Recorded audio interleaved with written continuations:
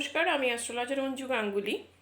অনেক সময় দেখা যায় যে আমাদের পরিবারের রোগ ভোগ কোনোভাবে সারতে চাইছে না। যে ব্যক্তি হয়তো বহুদিন ধরে ওষুধ খাচ্ছেন, কিন্তু কোনোভাবে বাড়ি থেকে সেই রোগ যাচ্ছে না।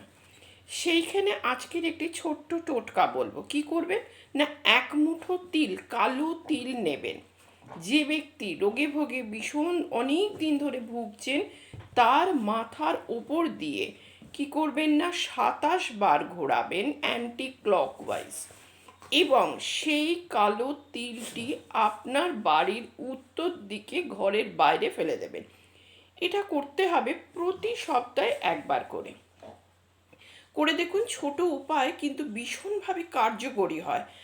আর যে ব্যক্তি দেখবেন আস্তে আস্তে এটি করার পর অন্তত 3-4টে সপ্তাহ যাবার পর আস্তে আস্তে কিন্তু সেই ব্যক্তি সুস্থ হয়ে উঠবেন।